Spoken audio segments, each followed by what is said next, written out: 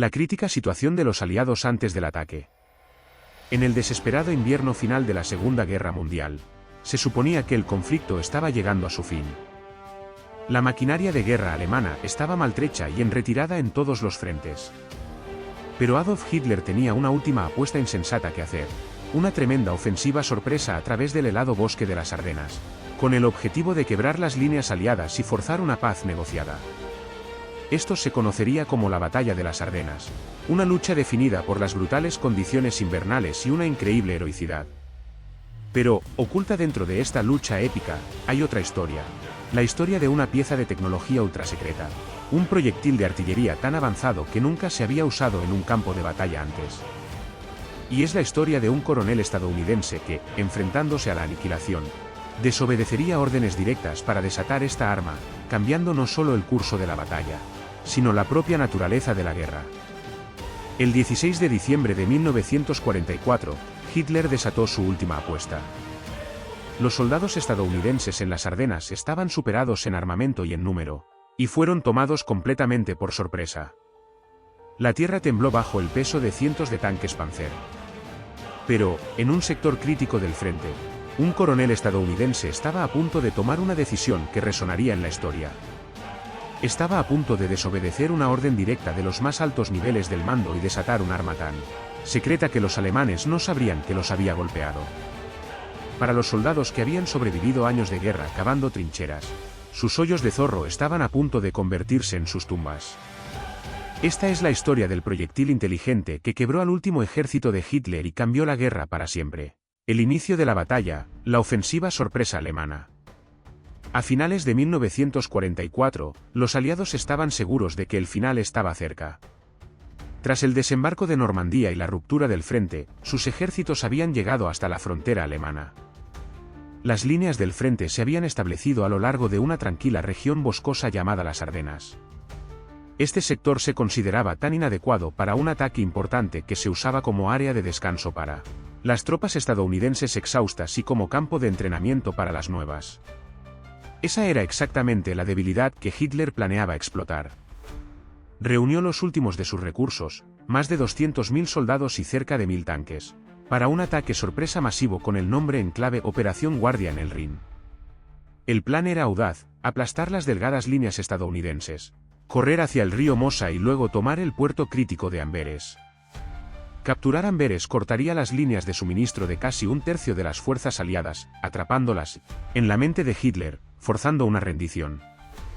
El ataque se lanzó bajo la cobertura del peor clima invernal en décadas. La densa niebla y las fuertes nevadas anularon la mayor ventaja de los aliados, su supremacía aérea total. En tierra, el asalto alemán fue abrumador. Divisiones de élite SS Panzer, encabezadas por monstruosos tanques Tiger II, golpearon a una insospechada infantería estadounidense. Las divisiones 28 y 106 de infantería de Estados Unidos fueron destrozadas en las primeras horas, con miles de muertos o capturados. La situación era grave. Las comunicaciones fueron cortadas. Las unidades estaban rodeadas. Una enorme bolsa o valley comenzó a formarse en las líneas estadounidenses mientras las puntas de lanza alemanas avanzaban más y más. Para los His en sus helados hoyos de zorro, parecía una marea imparable. Se enfrentaban a tropas alemanas veteranas, expertas en guerra invernal. Los árboles de las Ardenas, que deberían haber ofrecido cobertura, ahora parecían solo enmascarar el avance enemigo. Cada informe que llegaba al alto mando aliado pintaba un cuadro de caos y desastre inminente. Los aliados enfrentaban su mayor crisis en el frente occidental desde 1940. Necesitaban un milagro. Sin que casi nadie lo supiera, ese milagro estaba en los depósitos de municiones, justo detrás de las líneas del frente, bajo el más alto secreto. La creación de la espoleta de proximidad. A menudo se atribuyen 4 proyectos cruciales para asegurar la victoria aliada: descifrar el código Enigma, el desarrollo del radar y la bomba atómica. Pero hubo un cuarto, un proyecto tan secreto que su presupuesto fue uno de los más grandes de la guerra, costando más de $1.000 millones de la década de 1940, una suma asombrosa. Involucró al genio colectivo de las mentes científicas más brillantes de Estados Unidos en el laboratorio de física aplicada de la Universidad Johns Hopkins.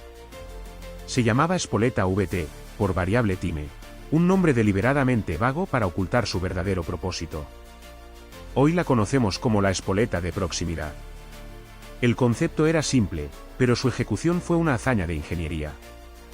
Durante siglos, los proyectiles de artillería tenían dos formas de estallar, por impacto o con un temporizador. Las espoletas de impacto eran inútiles contra tropas bajo cubierta. Las espoletas de tiempo, destinadas a crear explosiones en el aire sobre las posiciones enemigas, eran mejores en teoría, pero increíblemente difíciles de usar. Requerían cálculos precisos, y un pequeño error podía hacer que el proyectil explotara cientos de pies demasiado alto o se enterrara en el barro. La espoleta de proximidad fue diseñada para resolver este problema con una ingeniería impresionante. ¿Cómo funcionaba la espoleta de proximidad? Dentro del morro de cada proyectil había una maravilla de la miniaturización, un pequeño radar autónomo. Tenía un transmisor de radio, un receptor, un amplificador, una batería y un detonador explosivo. Una vez disparado, la espoleta comenzaba a emitir ondas de radio. Cuando el proyectil se acercaba a su objetivo, las ondas rebotaban en el suelo. Y cuando la señal reflejada alcanzaba una intensidad específica, lo que indicaba que el proyectil estaba a la altitud perfecta, generalmente entre 30 y 50 pies, detonaba la carga principal. El resultado era una explosión en el aire perfecta, cada vez, sin necesidad de cálculos complejos por parte de los artilleros. Convertía un proyectil de artillería normal en un arma inteligente. Una explosión en el aire era dramáticamente más letal que una en el suelo, rociando un amplio cono de metralla de acero capaz de alcanzar a los soldados en trincheras y hoyos de zorro. Los riesgos y secretos detrás del arma. Los desafíos técnicos eran inmensos. El equipo tuvo que construir electrónica que pudiera sobrevivir al ser disparada desde un cañón. Los componentes, incluidos pequeños tubos de vacío, tenían que soportar el impacto de 20.000 veces la fuerza de la gravedad y el violento giro del proyectil. Las baterías tenían que diseñarse de modo que la fuerza del lanzamiento mismo quebrara un pequeño vial de vidrio, permitiendo que el electrolito activara la fuente de energía. Era una apuesta de $1.000 millones en una tecnología que muchos creían imposible. Para 1944, la industria estadounidense producía decenas de miles de estas espoletas al día, pero llegaron con una orden estricta: la espoleta solo debía usarse sobre el agua, como arma antiaérea. La razón era el secreto. Si los alemanes recuperaban un proyectil defectuoso, podrían reverse engineerlo. El temor era que Alemania pudiera crear rápidamente su propia versión y usarla contra los bombarderos aliados o, peor aún, tenerla lista para la invasión del día del general Eisenhower dijo más tarde que si los alemanes hubieran tenido esta arma en Normandía, la invasión podría haber sido extremadamente difícil, quizás imposible. Así, mientras la Armada usaba las espoletas con un éxito espectacular en el Pacífico y contra las bombas volantes V1 sobre Inglaterra, los cajones del ejército permanecían prohibidos para el combate terrestre, esperando una emergencia tan grave que el riesgo de comprometer el secreto valiera la pena. Esa emergencia estaba a punto de llegar. La emergencia que lo cambió todo. En el hombro norte del ataque alemán se encontraba la ciudad de Monschau. Sosteniendo este ancla crítica de la línea estadounidense estaba una pequeña unidad de reconocimiento, el 38º Escuadrón de Caballería. Dándoles apoyo estaba el 46º Grupo de Artillería de Campaña, comandado por el coronel Oscar Axelson, un artillero de carrera que entendía la brutal matemática de su oficio.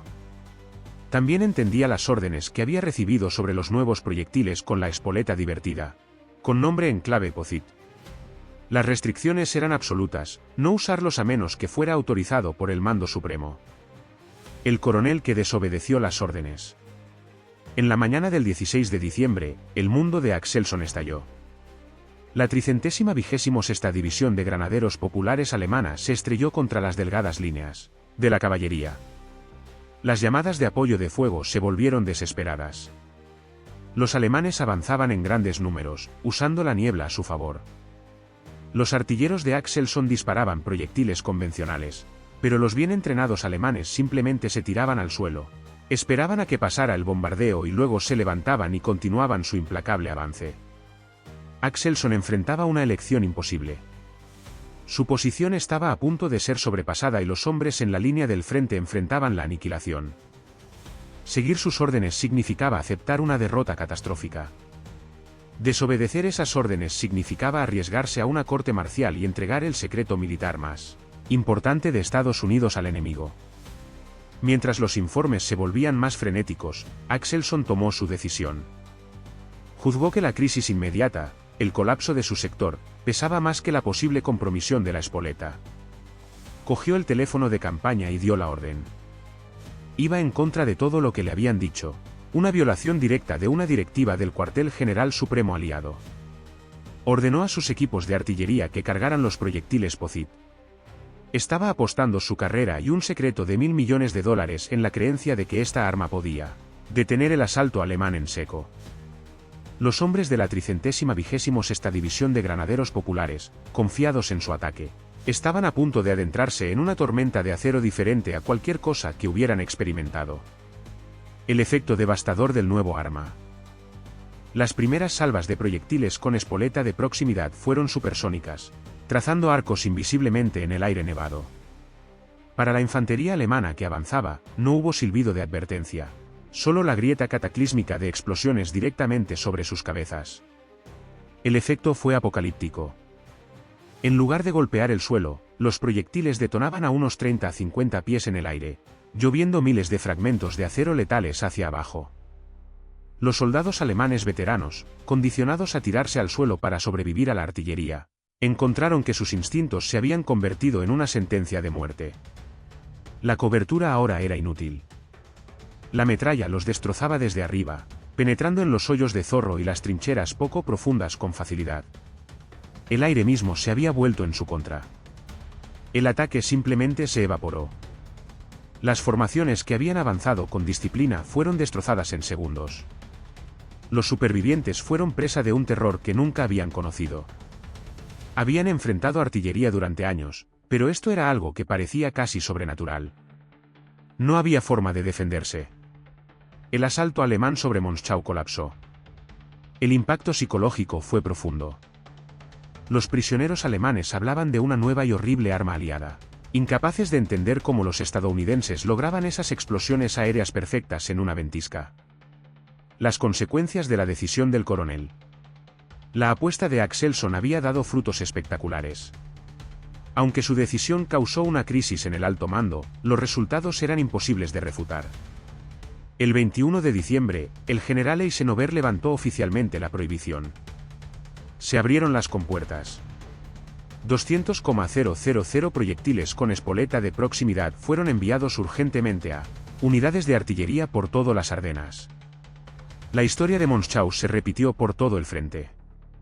En la sitiada ciudad de Bastogne, la rodeada 101ª División Aerotransportada usó las espoletas para destrozar ola tras ola de ataques alemanes, apoyados por unidades de artillería como el 969º Batallón de Artillería de Campaña, compuesto por afroamericanos. El día de Navidad, el general George S. Patton, cuyo tercer ejército corría para liberar Bastogne, fue testigo de primera mano del poder de la espoleta. Cerca del río Sur, un batallón alemán fue sorprendido al descubierto. Patton observó con asombro cómo más de 700 soldados alemanes murieron en minutos. El bosque mismo, una vez una ventaja alemana, se convirtió en una trampa mortal. Las explosiones en el aire golpeaban las copas de los árboles, creando una explosión secundaria de astillas de madera que llovían sobre los soldados de abajo, aumentando la letalidad de la metralla. Un oficial informó que los cuerpos de una patrulla alemana alcanzada por una andanada de espoletas de proximidad parecían como si hubieran pasado por una picadora de carne. El impacto de la espoleta en el campo de batalla. La introducción de la espoleta de proximidad fue un punto de inflexión en la batalla de las Ardenas. El despliegue generalizado de la espoleta de proximidad cambió el campo de batalla de forma fundamental. Durante los primeros 5 días de la ofensiva, los alemanes usaron el clima terrible a su favor. La espoleta de proximidad les robó esa ventaja. De repente, la oscuridad y la niebla ya no eran un santuario. La artillería estadounidense podía ahora disparar con una precisión devastadora contra objetivos invisibles, de día o de noche. Para el soldado alemán, el costo psicológico fue inmenso. El campo de batalla ya no tenía espacios seguros. El sonido de la artillería entrante, que una vez fue una señal para cubrirse, ahora anunciaba una cortina de muerte inevitable. La moral se desplomó. Las tropas comenzaron a rechazar las órdenes de avanzar hacia áreas cubiertas por la artillería estadounidense. La inteligencia alemana, a pesar de capturar algunos proyectiles defectuosos, no logró comprender la tecnología. Sus propios científicos habían considerado la idea de una espoleta de proximidad, pero la habían descartado como técnicamente imposible durante la guerra, una creencia que dejó a sus tropas completamente desprevenidas. La espoleta fue un increíble multiplicador de fuerza. Se estima que los proyectiles con espoleta de proximidad fueron responsables de miles de bajas alemanas durante la batalla. Para un ejército ya al límite de su capacidad, este nivel de desgaste era insostenible. La espoleta que ganó la batalla. El general George S. Patton se convirtió en uno de los mayores defensores de la espoleta. Después de presenciar sus efectos, escribió una carta al jefe de artillería del ejército. En su estilo famosamente directo, Patton declaró: "La espoleta, divertida, nos ganó la batalla de las Ardenas". Añadió: "Creo que cuando todos los ejércitos tengan este proyectil, tendremos que idear algún nuevo método de guerra". Tenía razón. La era de simplemente cavar un agujero para protegerse había terminado. El impacto de la espoleta fue más allá de solo infligir bajas. Rompió el impulso de la ofensiva alemana. Las unidades de élite que habían encabezado el ataque fueron detenidas o diezmadas. Al convertir las mayores ventajas de los alemanes, la cobertura de los bosques y el mal tiempo, en desventajas, la espoleta de proximidad ayudó a estabilizar el frente y dio a los aliados el tiempo que necesitaban para reagruparse y lanzar la contraofensiva que finalmente destruiría las últimas reservas blindadas de Hitler. El legado de la espoleta de proximidad. La batalla de las Ardenas terminó en una victoria aliada decisiva, pero a un costo terrible. Fue la batalla más grande y sangrienta librada por Estados Unidos en la Segunda Guerra Mundial. En el análisis final, fue una batalla ganada no solo por el coraje de los soldados, sino también por el genio de los científicos. La espoleta de proximidad se erige como uno de los triunfos tecnológicos más significativos y menos conocidos de la guerra. Su desarrollo fue un logro monumental, un secreto guardado tan bien que su debut en el campo de batalla fue un impacto completo y devastador. Salvó innumerables vidas aliadas, primero defendiendo barcos de ataques aéreos y luego destrozando a las fuerzas terrestres alemanas en el momento más crítico de la guerra en Europa. El legado de la decisión de ese coronel el 16 de diciembre de 1944 se extiende mucho más allá de las Ardenas. La apuesta del coronel Axelson desató un arma que no solo ayudó a ganar la batalla, sino que también anunció una nueva era en la guerra. La espoleta de proximidad fue, en esencia, la primera arma inteligente del mundo. La electrónica miniaturizada y resistente desarrollada para ella sentó las bases fundamentales para todo el campo de las municiones guiadas modernas que define los campos de batalla de hoy. La historia de la espoleta divertida es un poderoso recordatorio de que la historia a menudo gira en torno a momentos únicos de innovación y al coraje de individuos dispuestos a asumir un riesgo en circunstancias imposibles. Es la historia de cómo un pequeño dispositivo inteligente, liberado en el momento perfecto, hizo temblar la tierra helada, quebró la espina dorsal del último ejército de Hitler y cambió para siempre la forma en que se libran las guerras.